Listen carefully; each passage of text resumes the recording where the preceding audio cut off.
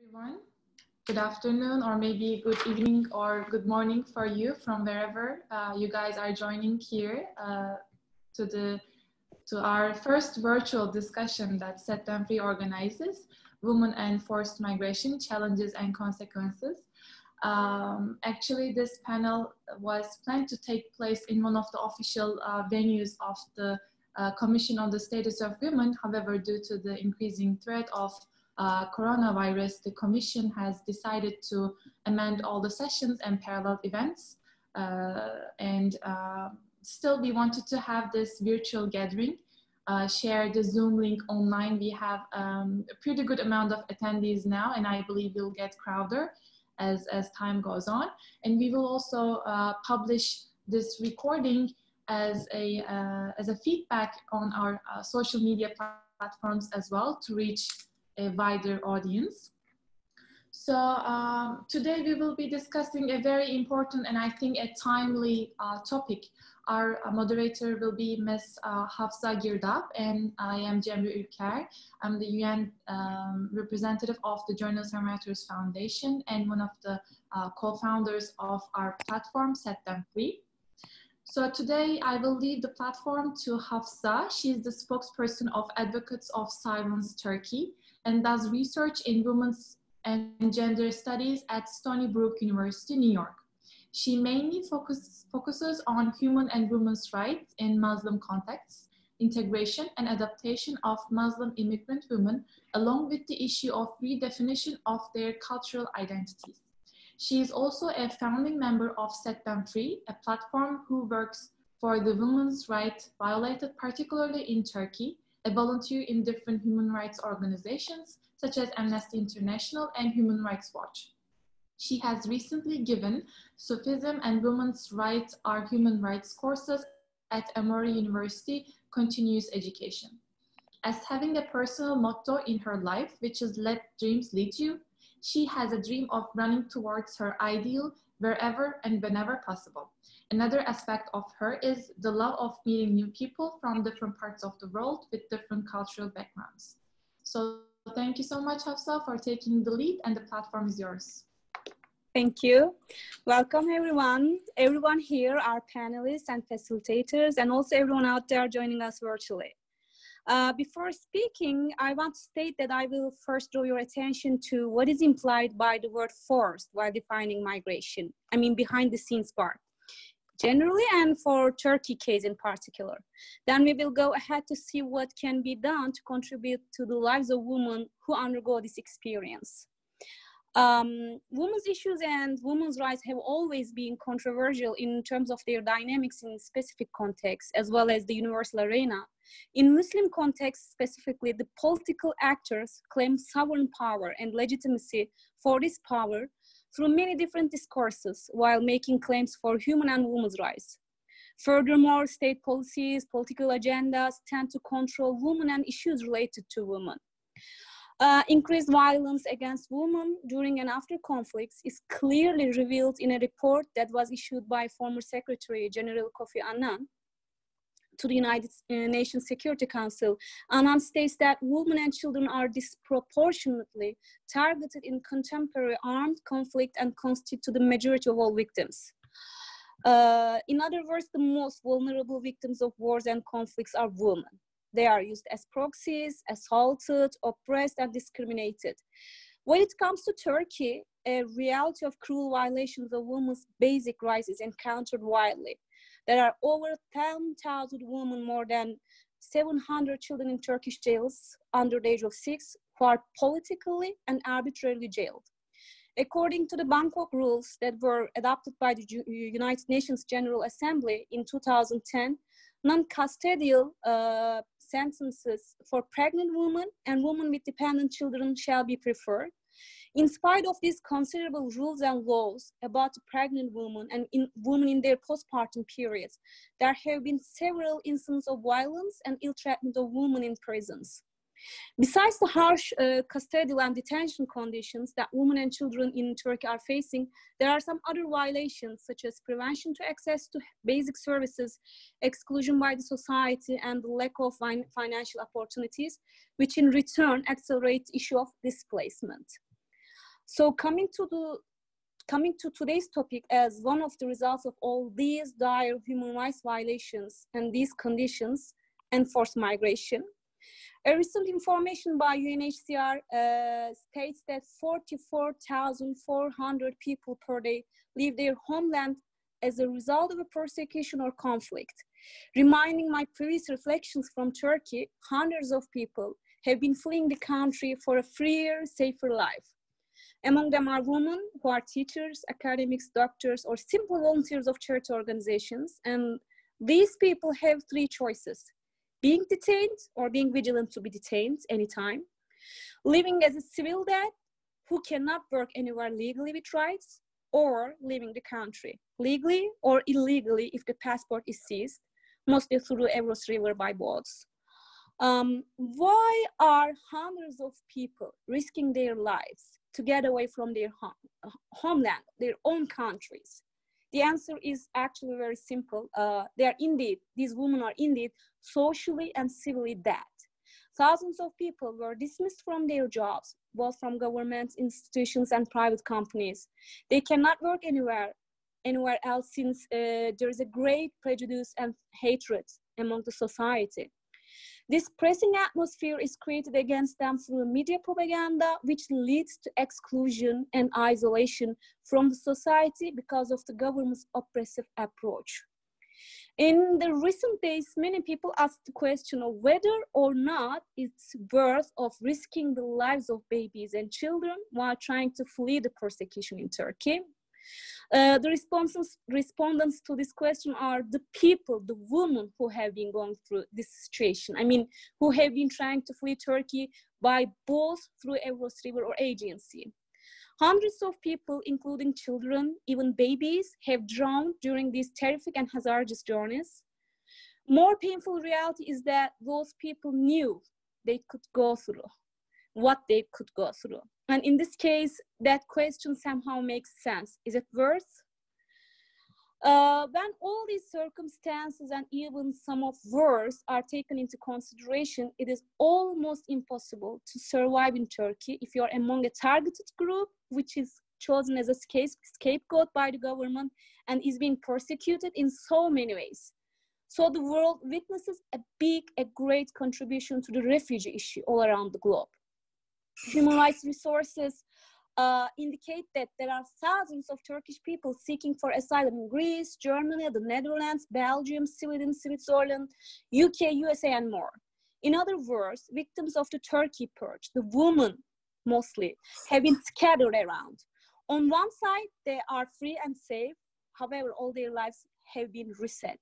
Since assets of many of these people were seized, they do not have anything to start from the scratch. Furthermore, most of the jobs don't have equivalents in the sense of graduation in many countries. So the phrase starting from the scratch literally means being a zero for those refugee women. As one of the examples of those people who lost everything she had, everything she got by working tooth and nail for more than 20 years, I applied to so many universities for graduate studies. And the common response was that I graduated from a university outside the United States, and it is unlikely to be accepted to a PhD program here. Just like anything else in my life, now I was told to start from the very beginning. I made a research about immigrant academics and journalists, including many. So in parentheses, I got accepted to Stony Brook University, thankfully, gratefully, finally. I made a research about immigrant academics and journalists, including many women. The result, in a nutshell, is that they cannot do their jobs. There are lots of barriers. Language is the top barrier, and then the traumatic conditions we are in. A September-free platform, we started a unique project called Sisters Without Borders. Being aware of these two significant barriers, the challenges, we focused on two prominent topics: online language courses, classes, both English and German, and personal development discussion series. Within the language project, that we have been doing with professional instructors. There are 11 classes and 175, more than 175 attendees, women and children. And about the personal development program, I can say that we have reached to more than 300 people by means of both collective presentations and individual meetings. This project helped us, as well as refugee women in mostly Greece and in some other refugee camps across Europe, unite, foster solidarity, and develop. You can expand these terms to sharing, caring, supporting, and so on. The most prominent outcome has been to recognize our abilities, their abilities, motivational surroundings, and subsequently to set a goal for life instead of giving up. Just a moment, I just got lost track. Okay, so this is my part as a beginning for the panel. Now, thank you for listening. Now I want to turn to our panelists. Welcome again, and thank you for joining us today. Our first panelist is Irfan Engineer. He's an author and activist working on issues of communal harmony and peace. Given his keen interest and extensive work in this area, he has numerous publications to his credit.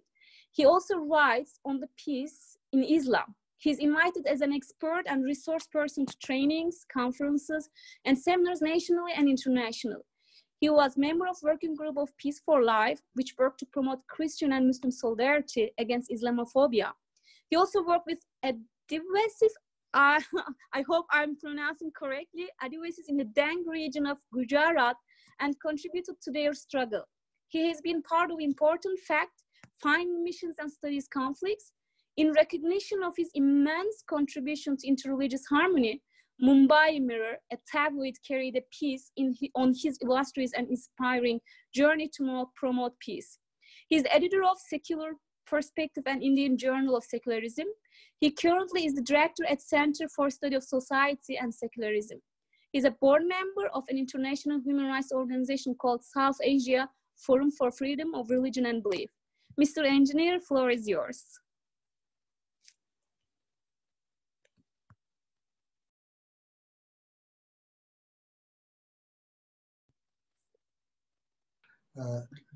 Video conferencing, I send my peace greetings. Let me come to today's topic, forced migration, women and forced migration, challenges and consequences. Now, defining forced migration, it would seem, should not be a challenge.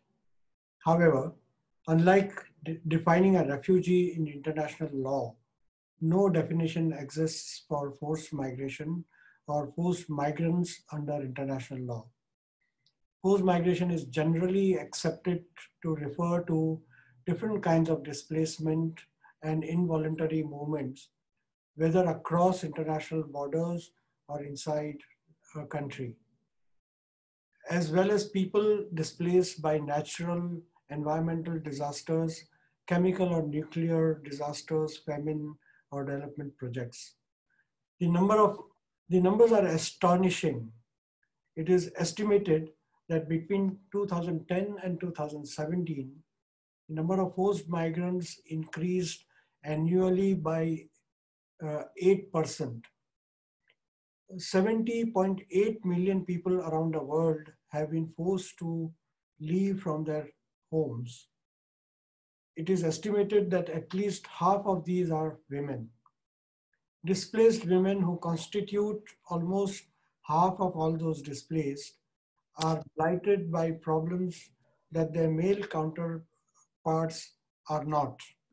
For example, according to UN reports, 60% of preventable maternal deaths take place in humanitarian settings, when at least 1 in 5 refugees are estimated to have experienced sexual violence. That is a high figure. It is widely acknowledged that to make rehabilitation and resettlement efforts more effective and sustainable, these efforts must place women at the center of decision-making roles. It is therefore imperative to bring the narratives and experiences of forcibly displaced women to the forefront to better inform human policy making. The missing migrant challenge of inadequate data. One challenge that faces us at the outset is not just a lack of adequate data that concerns women, but also data disaggregated by sex. Even where women are overrepresented in forced migration statistics, they have been excluded from mainstream policy debates and decision-making processes, which have a direct bearing on their lives. As Ruchira Ganguly,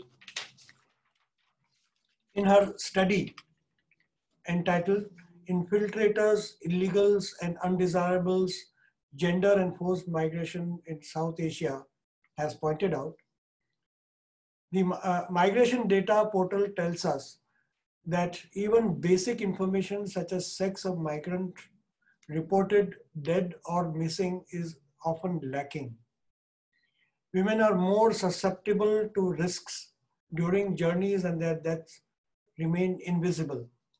The data gets even murkier when we try and look at the numbers of female forced migrants.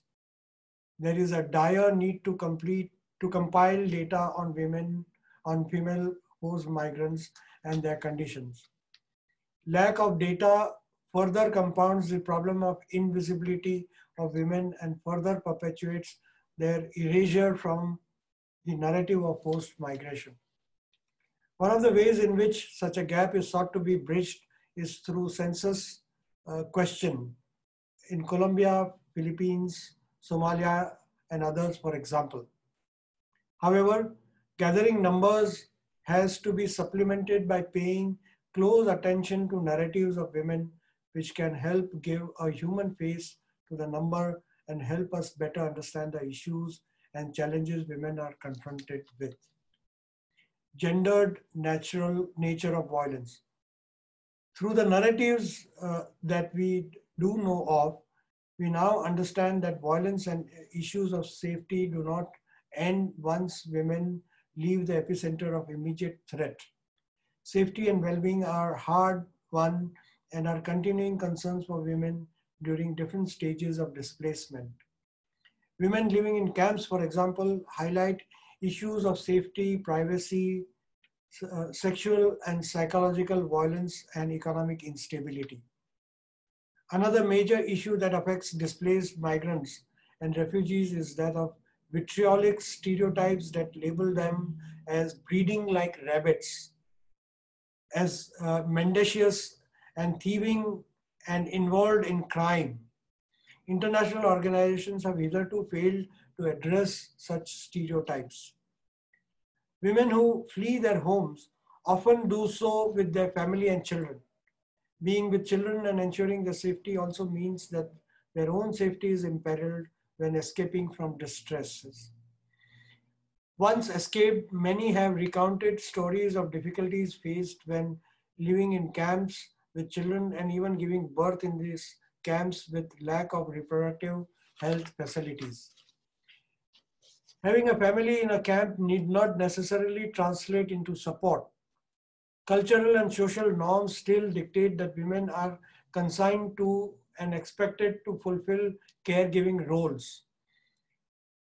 This means that women are responsible not only for their own well-being, but also that of their children and the frail and the elderly as well. The impediments of caregiving and domestic labor befall women and girls from a young age. They make it impossible for women to seek an education and employment, further entrenching them in a vicious cycle of financial and political instability. When familial ties are disrupted either because of death or incapacity of the male breadwinner, women are forced to take up this role of the breadwinner. Engaging in wage work in addition to domestic labor constitutes a double bind for women who, even in the most distressed situations, are expected to uphold their culturally defined gendered roles. Consequently, women's physical and emotional safety become becomes their own sole burden and is often neglected and the very last to be addressed, if at all. The high and disproportionate incidences of violence that women face includes sexual violence as well as domestic violence. The spaces in which displaced persons find themselves afford very little privacy to women. Women are exposed to voyeurisms and doing everyday domestic labor like sourcing firewood and water means risking their safety. Often the conditions are so inhumane that they are forced to open their toilets and cannot do so after 4 p.m. lest it gets too dark, making them an easy prey for sexual assault. In the absence of other channels of support, displaced women and their communities are then forced to develop their own mechanisms to cope with such violence. Internal Displacement Monitoring Center March 2020 report points out high incidences of sexual violence or even fear of such violence prompts displaced families to marry young girls at early age. This then poses its own set of problems. Child marriages are often seen as a route to security, but in fact have a lifelong debilitating consequences for girls. If it impels girls to leave school, exposes them to early pregnancies, sexually transmitted diseases, and domestic violence, as the IDMC report points out. There is an urgent need to further document and study the gender nature of violence, particularly sexual and domestic violence, and to better develop mechanisms to address them. Research has shown that even where basic needs of internally displaced persons, such as food, clothing, and shelter are met, women's needs and their mental health remain neglected. Several women in Glen Kim and their colleagues' study in Sudan, for example, met the criteria for major depressive orders and showed suicidal ideation. These women averred that counseling provided by international agencies would be immensely helpful. Since most problems tend to feed into and compound each other, the early marriages of the girls and the lack of sexual and reproductive rights have a direct bearing on mental health. Non-consensual sex and sexual intercourse and the lack of control in the decisions on the spacing, number, and the timing of the children all impact the emotional well-being of women.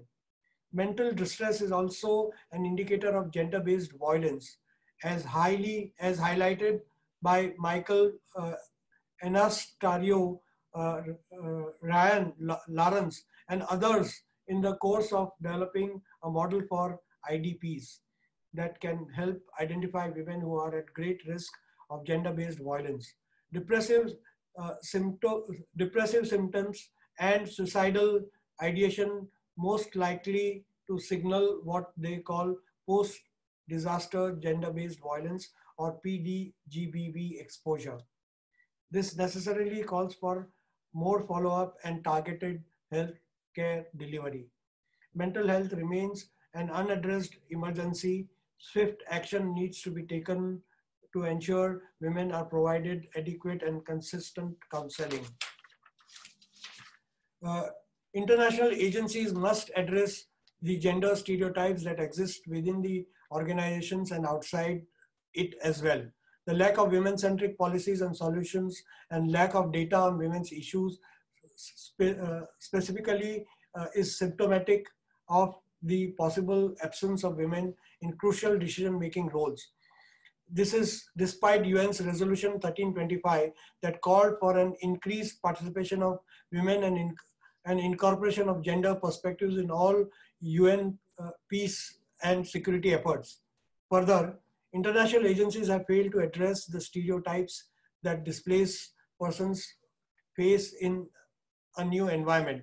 Examples of such stereotypes include racial slurs and generalizing migrants as criminals and troublemakers, as illustrated by a misinformation campaign in Sweden that fed into the right-wing campaign there. Other stereotypes have bordered on hate speech, where political leaders have characterized them as termites leeching of countries' resources. Gender stereotypes in particular are a precursor to active discrimination, abuse, and violence against women in several spheres, from education to access to health.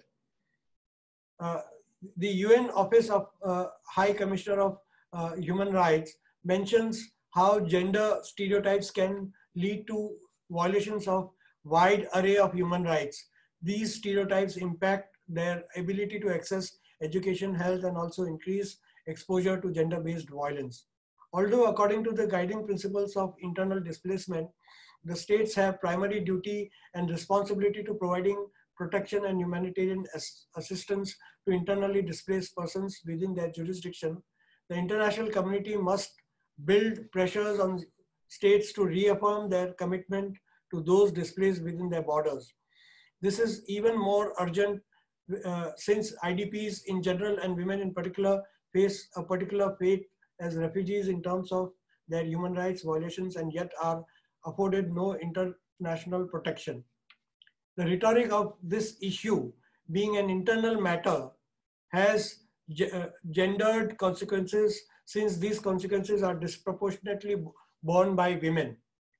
Such a stand risks becoming complicit in male-centric policies dealing with displaced women and unwittingly perpetuates violence against them.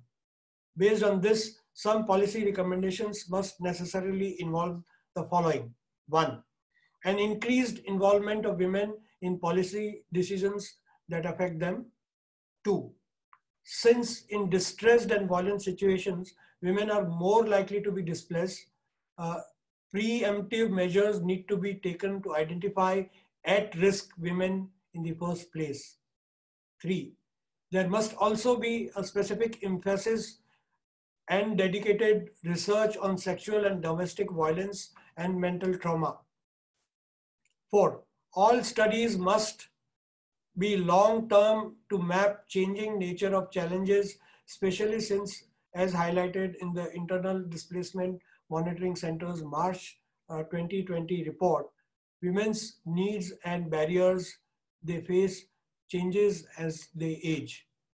International bodies must speak up on behalf of women IDPs and engage states on data-driven advocacy and gradually build pressure on them to live up to their obligations to victims. 6. International agencies must address pernicious stereotypes that justify violence against IDPs and other migrants.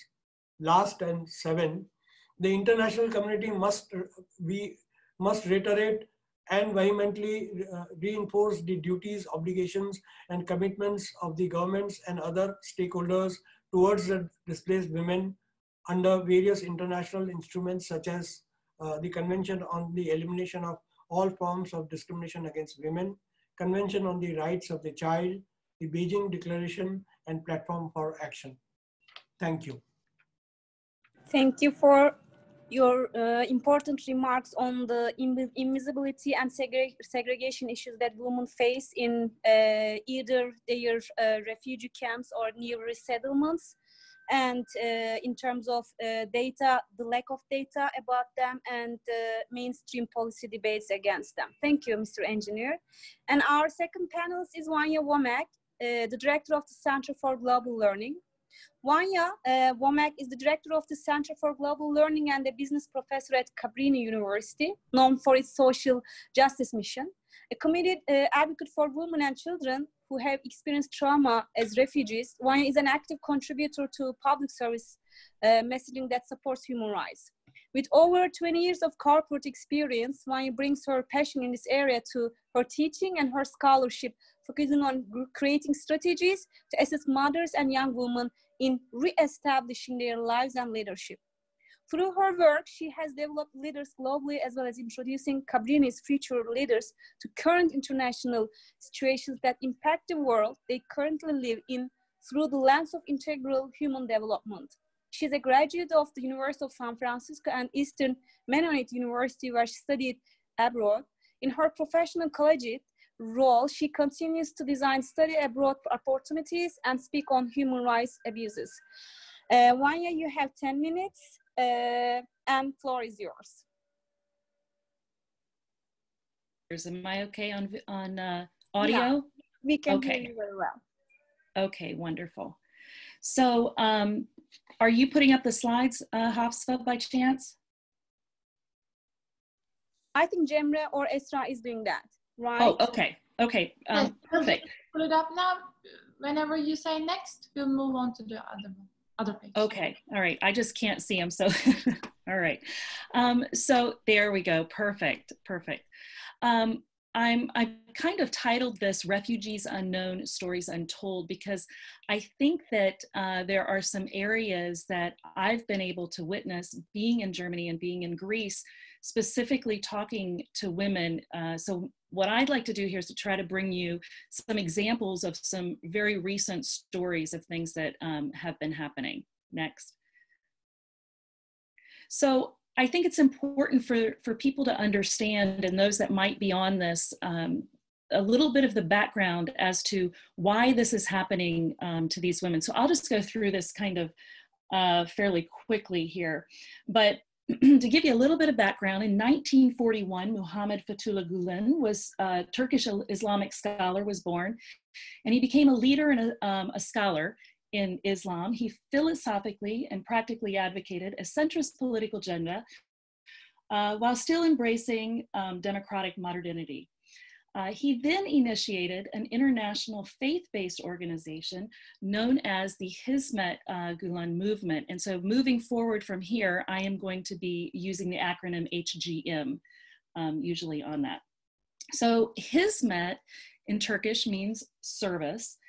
And this group of volunteers have real strong ethical conducts. Progressive education is important to them. They've started schools in areas all over the world where conflict is happening, and also in least developed countries and in developed countries as well. They contribute to civil society and they advocate for religious tolerance and provide many different kinds of venues in communities for Christians, Muslims, Jews, and people of other faith-based organizations. So, you know, the question becomes, if this is all such good stuff, then why would the president of Turkey label them as terrorists? So in 2014, little background here, Erdogan became the 12th president of Turkey and he pursued his own agenda.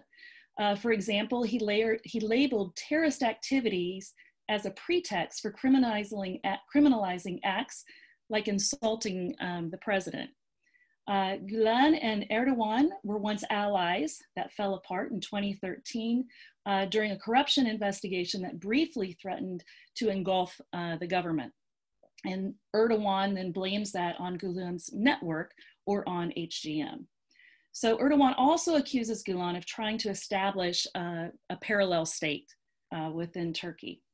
So now let's move forward to the 2016 coup attempt. And that coup attempt left 250 people dead and over 2,000 people wounded. And shortly after this 2016 coup attempt, Erdogan had said he had been deceived by Gulen and his network, and therefore anyone associated with HGM or anyone who opposed his leadership would be arrested. Okay, next. So looking at forced migration challenges for women specifically of this group, I want to start with some initial challenges kind of up front. So what really happens to some of these women that are automatically labeled as terrorists by their government? So they encounter a number of different challenges that lead up to this forced migration. And I've chosen just a couple here to go over briefly for you. Some of those challenges revolve around the workplace. So these women are intellectuals, they're teachers, they're doctors, they're professors, they're lawyers, judges, they own businesses. They are from the media, they're journalists, some very well known. And not only have their husbands most likely been fired or sought after for imprisonment, but these women too have been fired from their employment. So I'd like to just tell you a quick vignette here of a teacher. So I met a young woman, and I'll call her Fatma. She was a young preschool teacher with 2 kids of her own. She was asked to come into a meeting at work, which was a public school. And when she walked in the room, she was surprised because what she saw was a group of her colleagues all sitting around and a chair for her to sit in the middle. And so she went and sat down in the middle of the room. And, you know, a lot of these colleagues she had known for over 10 years. As she sat there, they plummeted accusations at her. They called her names and they told her to never talk to them again or come back to work. And she was forced to leave that situation in tears. So that's just one example there. Women also experience police or soldiers actually coming into their homes, ransacking their belongings, often looking for husbands and making them very fearful, you know, for their own lives. Detention and prison terms become a challenge to navigate both physically and emotionally for women. There are currently over 900 babies in prison. There are pregnant mothers. I've heard stories of pregnant mothers not getting the medication that they've needed and being in terrible situations within the prison. It's also not unusual for me, or wasn't unusual for me, to hear stories about disabled women or grandmothers, even those that are sick, that are being taken. So many times family members are tortured to give up names of those that might be within this movement. And women are very fearful for their own sons, their own daughters. They're fearful for their extended family, that they will be picked up and tortured for names because they can't get to, for example, their husbands. So at home, women experience their neighbors dismissing them, or they're told that their children cannot play with other children because they're considered, I heard this several times, dirty GM kids.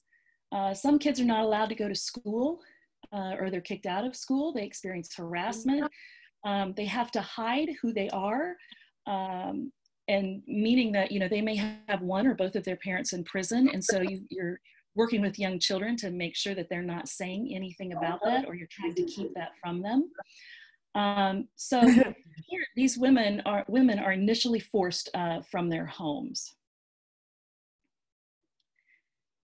So some of these initial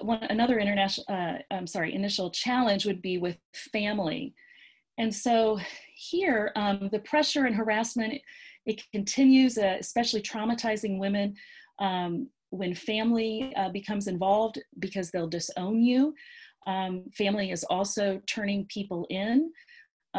Families in Turkish culture typically find importance in living near each other. Elders are regarded very highly, and the family usually comes together for events and holidays. So this is something that's very traumatic for women that are dismissed by their family, because the family structure is very important. So another little small vignette here. I met a woman, and I'll call her Ria. She came from a large extended family, as did her husband, in the eastern side of Turkey. A very well-known family, goes back centuries. They had 2 children, and they were both teachers, often teaching in other developing areas of need. And they were the only educated ones from their area. And she said, before meeting with service movement people, I was too lost. I went through diverse different communities, and once I was even an atheist and even hopeless. I was with very religious people too, but all these did not satisfy my heart. I used to just live for myself.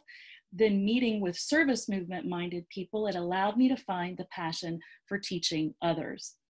So Ria and her husband have been dismissed from their family. So if you're lucky enough to have support from a family member, often it's undercover that it happens. So money is provided at discrete locations. Women become terrified as they try to maneuver those streets to find their mothers or their mother-in-laws who are providing them funds. And let's see here. So what are the consequences of this forced migration? Well, I kind of picked out 3 different things. One is human rights abuses for these women because they are adamant in the stories that I heard.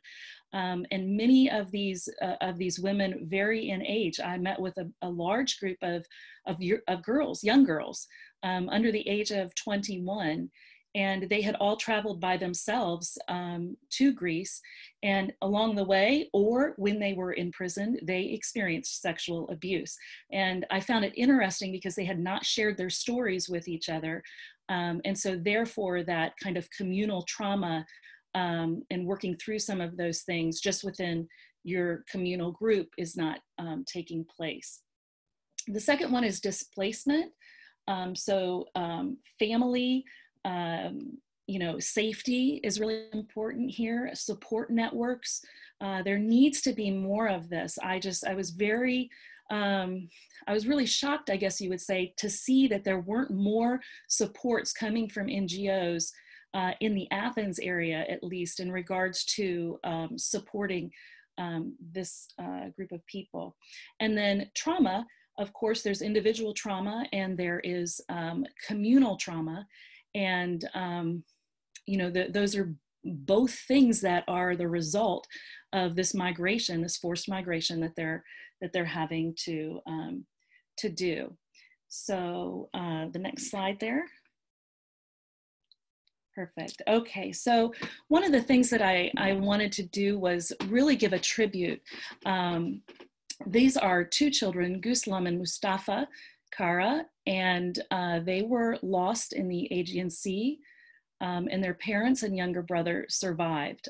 This is something that's been on the news, it's been on international media, but I bring this forward because I think it's something that we can't forget, and we also need to remember that this is not just individual trauma, this also adds to that communal trauma that they are going through.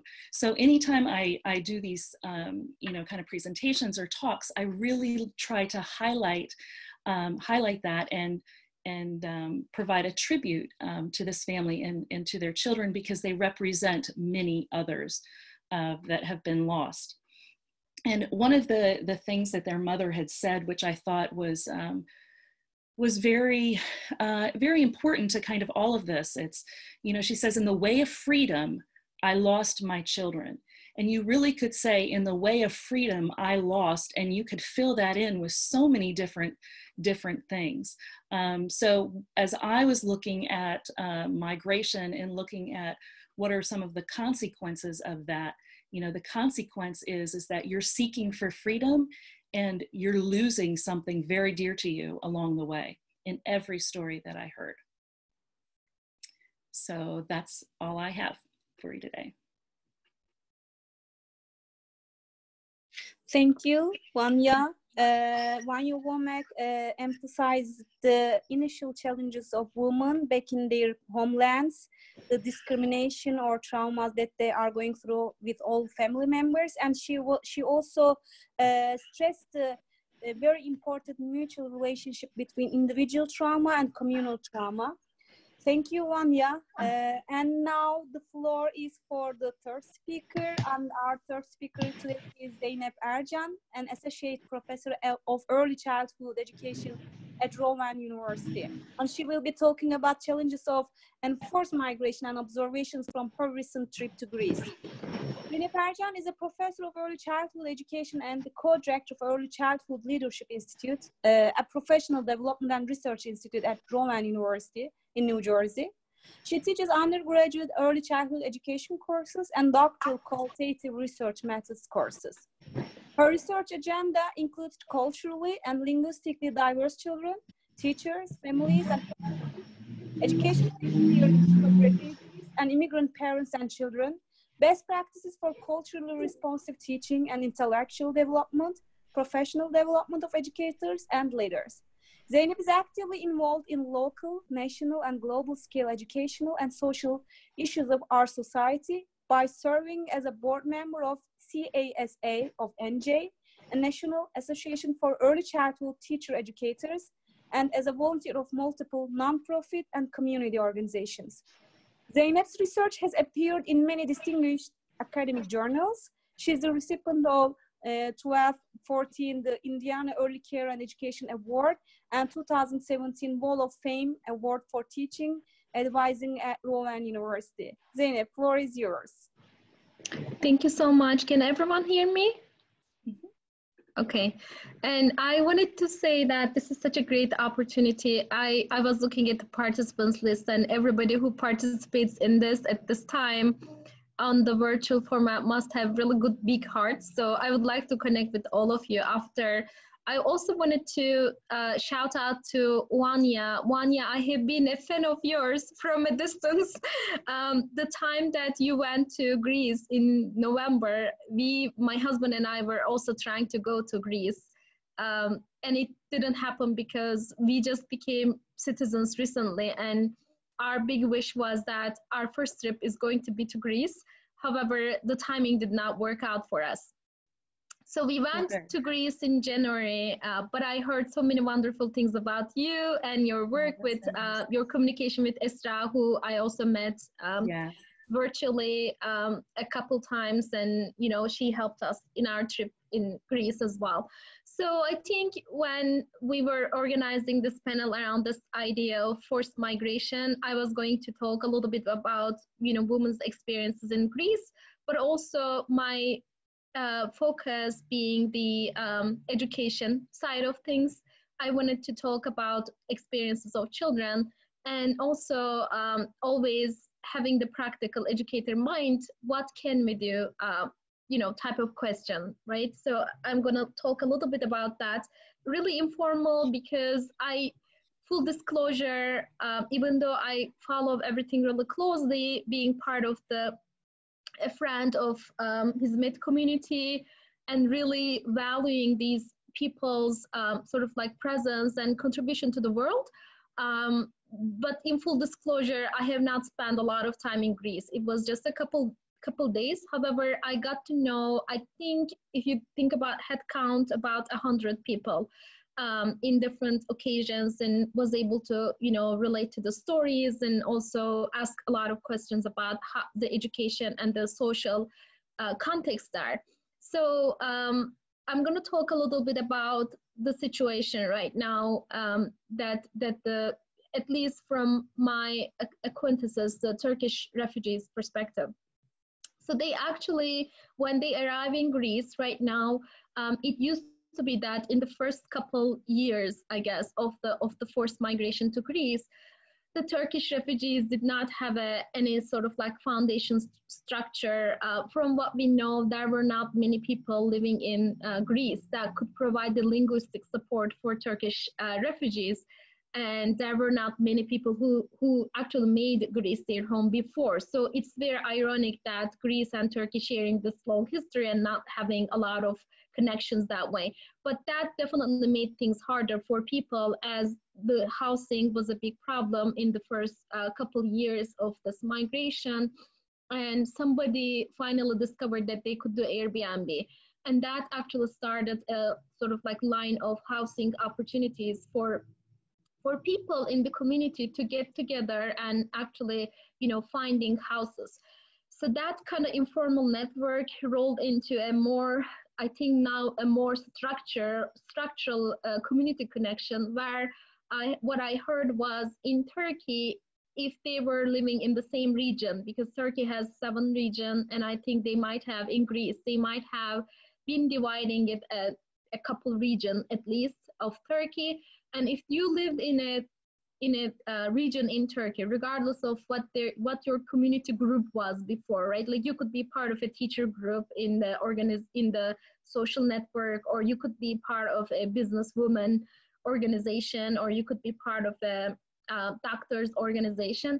That if you were living in that region, you have someone who actually organizes volunteers to support you, and that means that these organizers actually are actually now renting houses. Even there's a couple of houses that they rent, and they have, through the network, they now know people's names even when they're in the camps in Greece before they come to Athens, where we were. And I think Thessaloniki was a little bit more serious situation, but in Athens, at least we have this kind of like more structure right now, that these people actually know about you, that they would call you, and you might have a place to stay with other women, potentially with several other kids. So when we visited the houses, if you were lucky enough to be within that network of people to have a housing arrangement made for you, you would then start living with them in a furnished house. And that is the latest like scenario. That is the latest structure that they kind of like were able to create. And then you would be, again, sort of like receiving the community support around you. So when we visited the houses through Esra, she actually arranged, especially our first day was through these kinds of like community housing arrangement, where I would get to meet with 5-6 different women, some in the same apartments.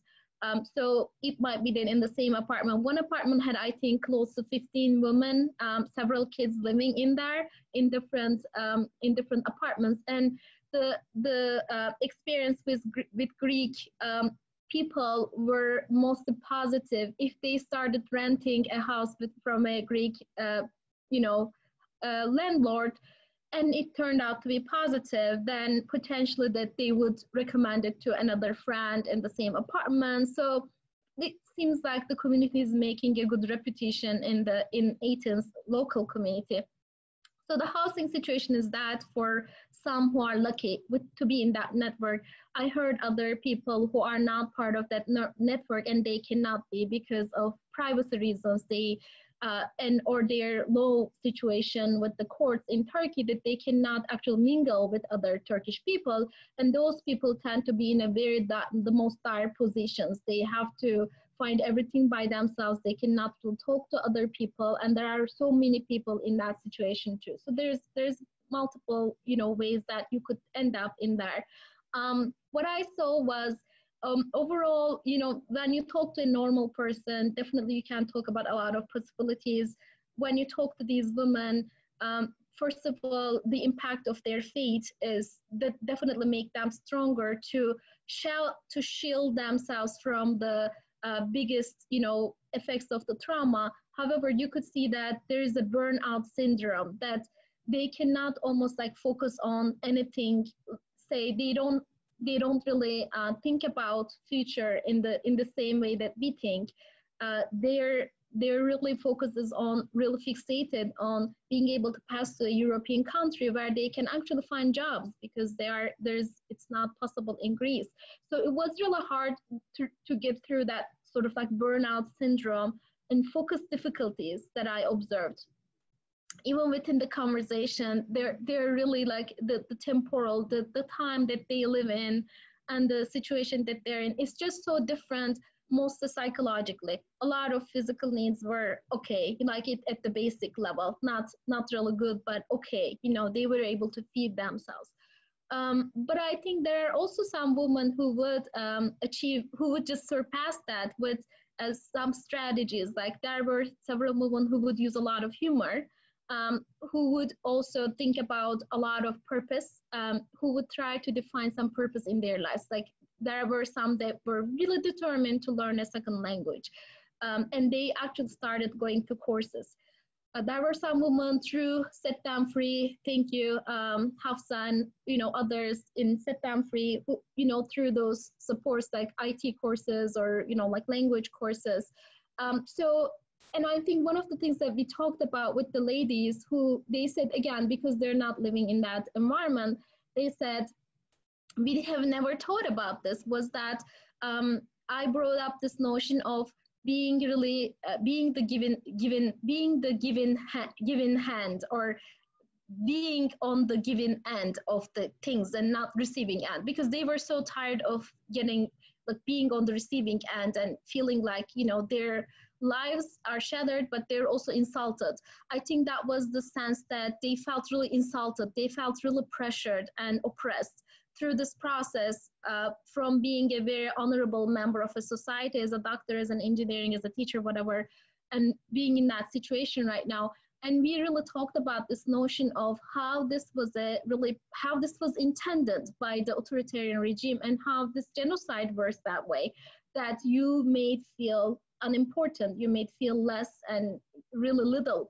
And I think, you know, we really talked about this notion that, you know, so let's think about how a Western society would receive you, you know, with all of your value, with all of your background, and that potential life, you know, will be more positive for you. And they really seem to cling on that idea of the future is bright, but if we can with their day. So I think for the women to feel like they can integrate, they can connect to any kind of organization in Greece, to volunteer, they really love the idea of giving back. But we need more structures to, you know, establish that. So I would like to have more conversations about how community connections to other organizations could be possible. And I think definitely for the women and the families and the other people who cannot connect to that more structured network, what are some virtual ways, virtual opportunities that we can connect and support folks will be really important. So that's it. And I think I would like to respond to any questions at the end, I guess, of our panel. Thank you all.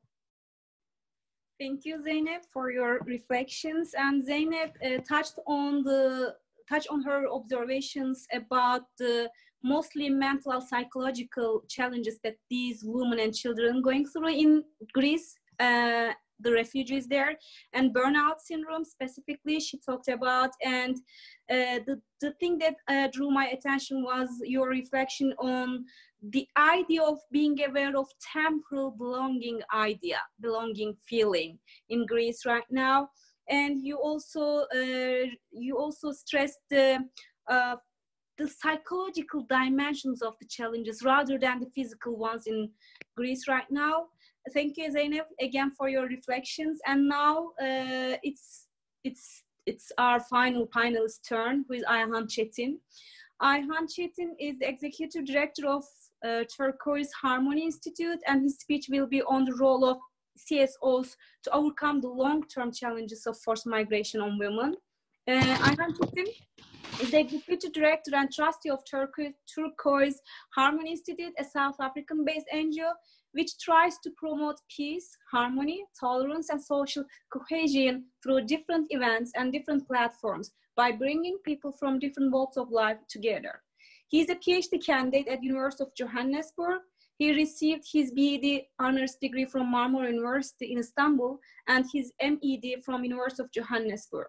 Before he became the executive director of THI, he served as an educator and principal at many different schools.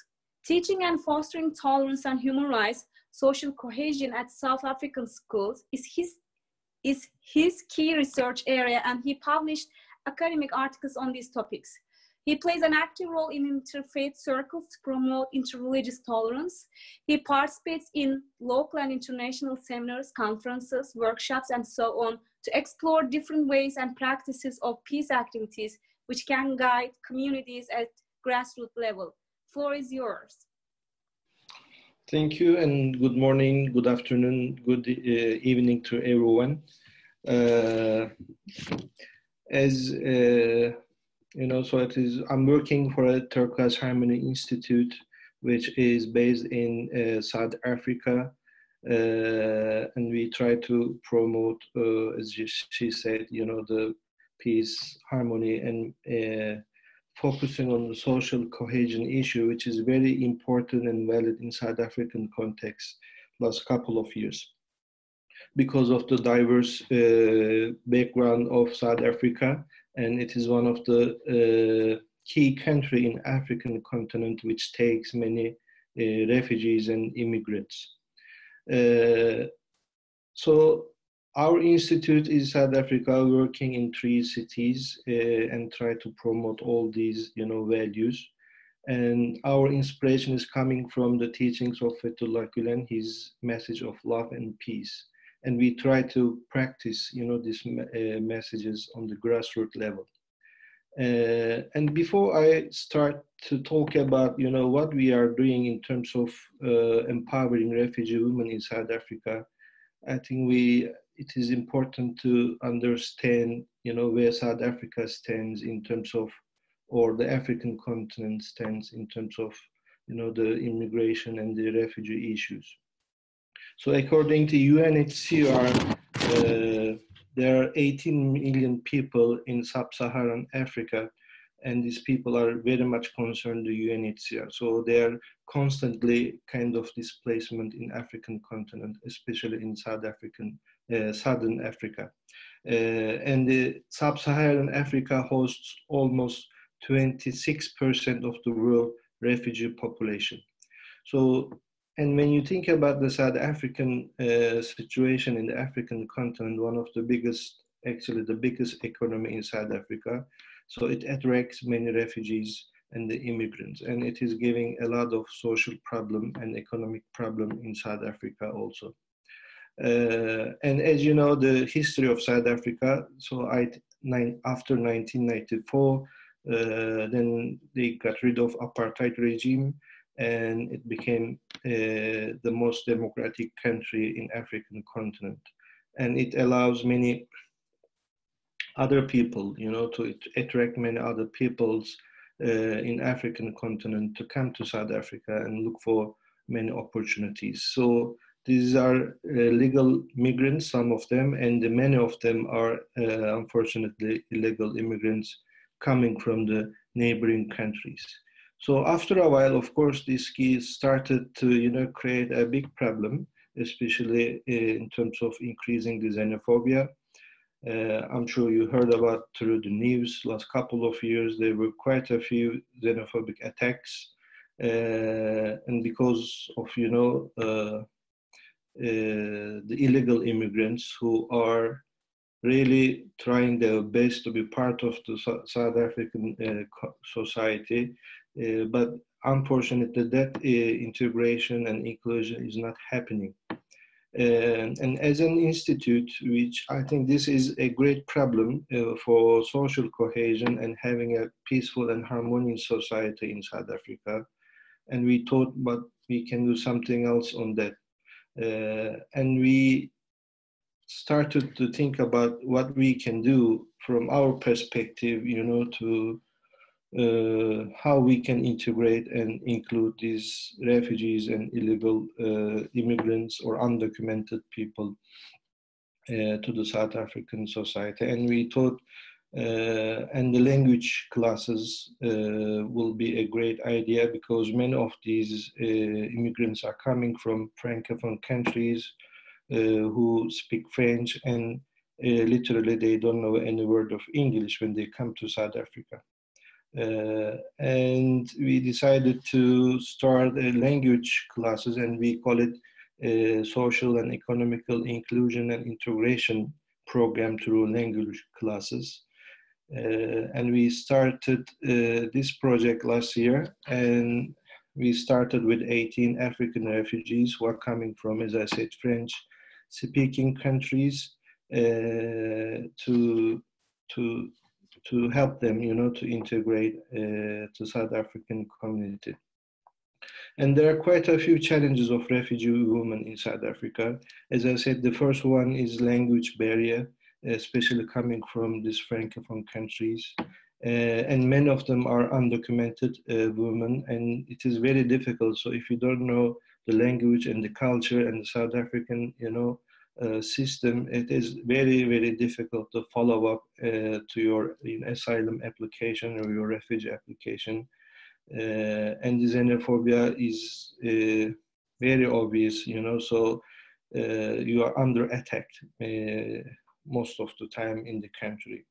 And the children is another problem, because if you don't have any documentation, technically, you cannot go to school, you cannot register your children. So these children are just in limbo, and so they are very much potential criminals in the country. And also sexual violence, gender-based sexual violence is one of the biggest concern. And all these are, I think, we thought this is all depending on the language issues, and we focused on, you know, this issue, and we have volunteers, even though some of them, they came from Turkey, maybe they went through very same kind of problems with them. They have also very good understanding of each other, coming from very similar background of, you know, suffering, and it created also a kind of strong bond between our Turkish women refugees and our African refugees. So it started, as I said, with 18 women, African refugees, and we are increasing the number of refugees attending these classes. They finished 12 weeks language courses, English courses, but this is, as I said, it is not only the English, so they know how to be part of a South African community, what are the traditions, customs of South African society. So when you go to school or doctor or supermarket or wherever you go, what are the things that you need to know? Or if you want to apply a job, so what should you do? And this kind of more practical language classes. And the first graduates, I call almost 60% of them. So they are working somewhere else now. And when we talk to them, so they are more helpful to their kids, their families, and financially and socially. So they are started to become part of the South African community. I think this is what we wanted to achieve. So we are planning to increase all these classes to other parts of the South Africa, because South Africa, they don't have any refugee camp, so they don't offer any kind of help, assistance, socially or financially. So I think civil society has a big responsibility to tackle this problem. And from our perspective, as a part of Hizmet Movement institution, so we are trying to accomplish our duty to serve humanity through different activities. Yeah, I think this is overall what we are doing, and I hope we will increase the number of refugees attending all these classes, and they will have a better understanding of, you know, being part of a South African society. Thank you. Thank you, Mr. Çetin. And Mr. Çetin, in his speech, focused on mainly the challenges that refugee women in South Africa faces, like language barriers or documentation problems or xenophobia problem against them, isolation and loneliness, and living insecurity, feelings of refugee women. Thank you, Mr. Çetin. Now it's time for the questions from our audience, virtual audience. If you have any questions, please raise your hands using the Zoom application and tell us your question and who are you asking this question. Yeah, we're ready for your questions right now.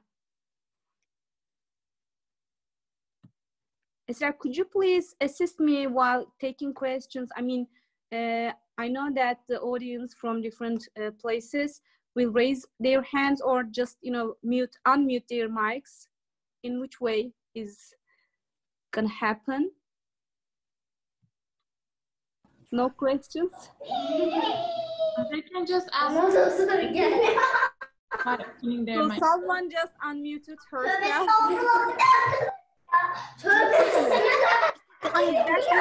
Who wants to ask a question right now? Any comments or questions? You can just raise them.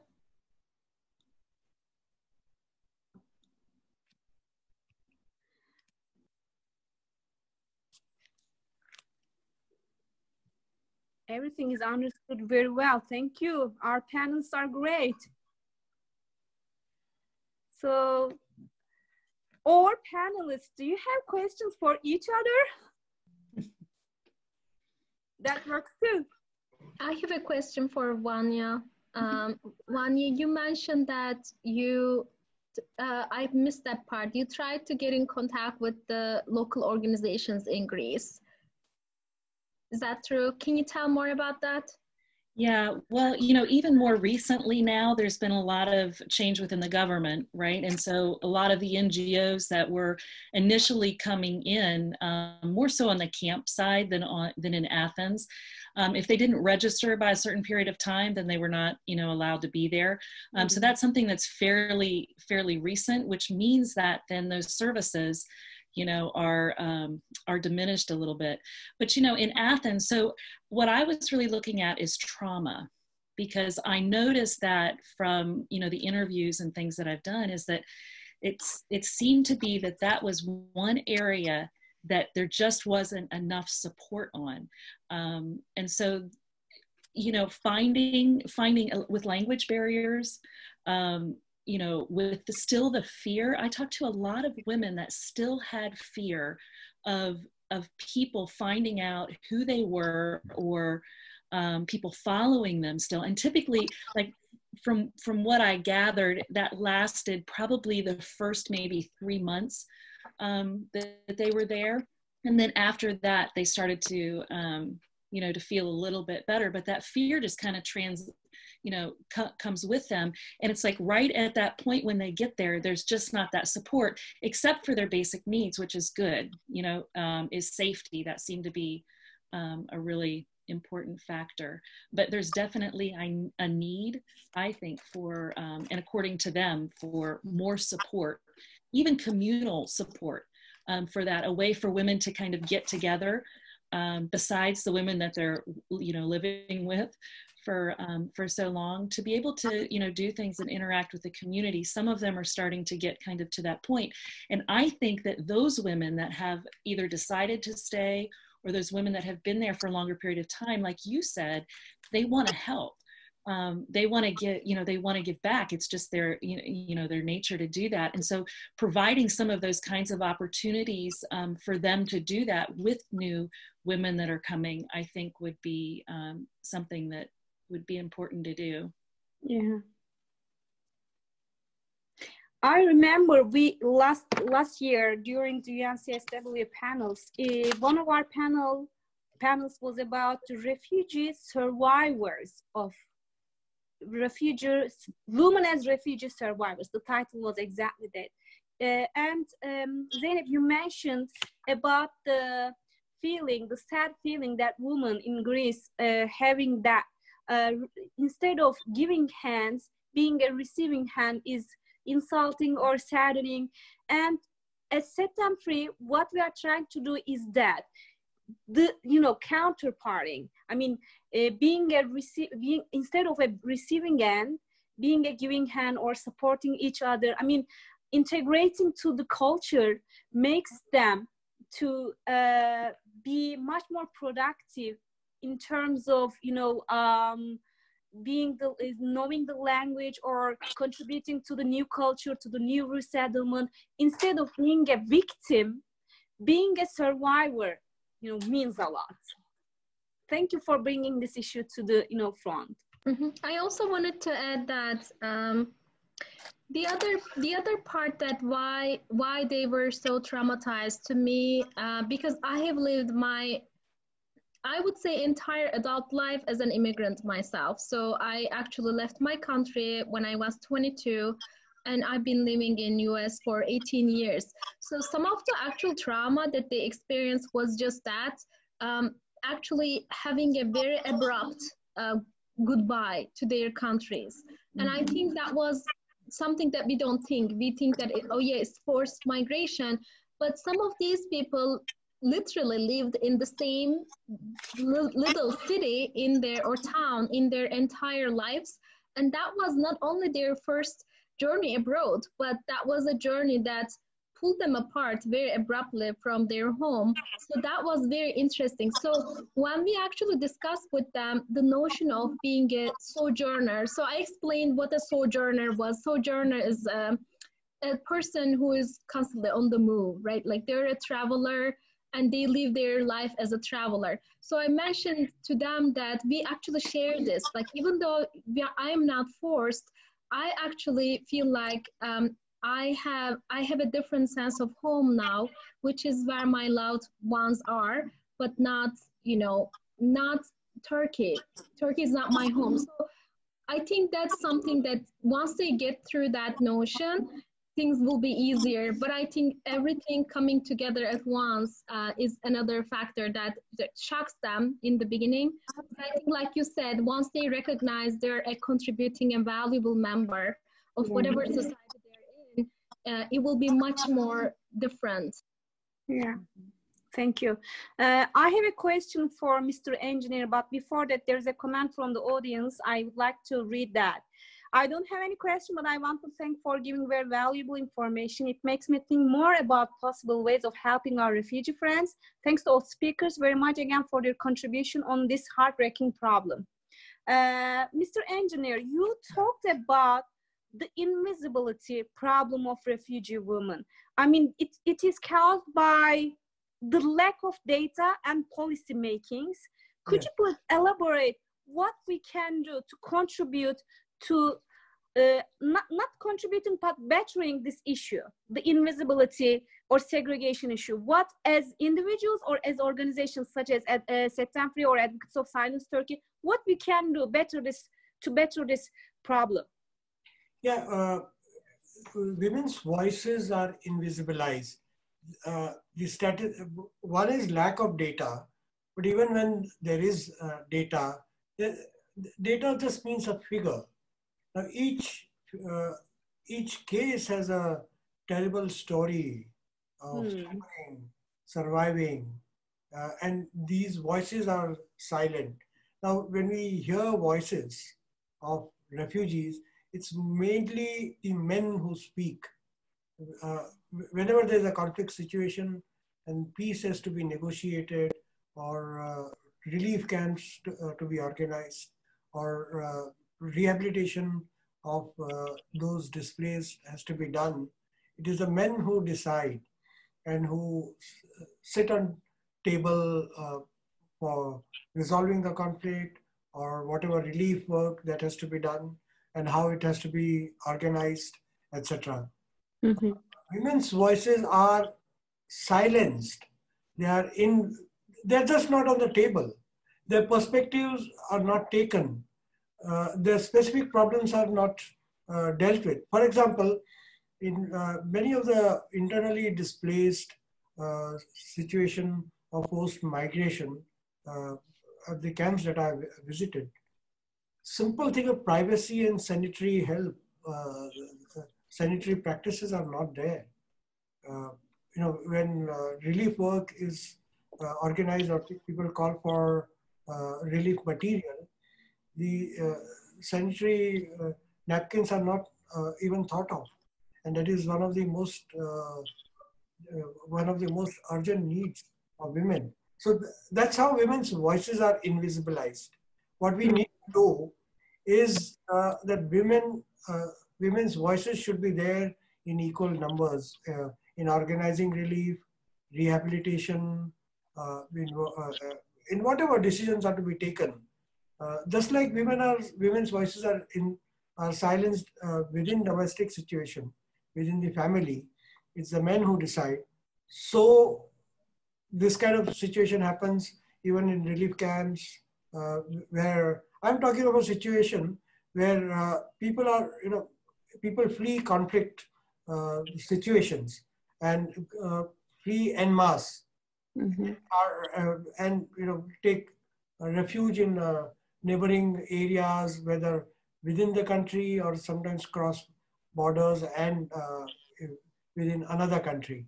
So there I find lack of data, lack of women's voices are not being heard. And I think even NGOs, humanitarian help and human rights organizations, when they organize things, they do not care for the mental health of women, other needs of women, and women are burdened with extra. Not only men have to care only for themselves, but women have to care for the old, for the children, and these kind of specific burden on women has not been yet recognized whenever we organize relief camps or rehabilitation etc., etc. So that is what I meant. Thank you, thank you. So you mean that bringing women to the table, but both by their voices as refugees, and both by also the decision makers. Yes. You know, giving voice to those refugee women, their needs. You talked about even the very, you know, basic things like sanity needs. It's very important, giving voice to those women. Thank you so much for your remarks. And while closing today's panel, I would like to thank all our speakers, all our panelists, and all audience out there joining us virtually. Thank you, everyone. Thank you. It was a wonderful session. Thank you. Thank you. Thank you. Thank you. I hope to be in touch with all of you too. I'm very sorry. Before closing, there is one more comment from the audience. I don't want to skip that one. I'm one of those refugees. The things you are telling are such a precious moment for us.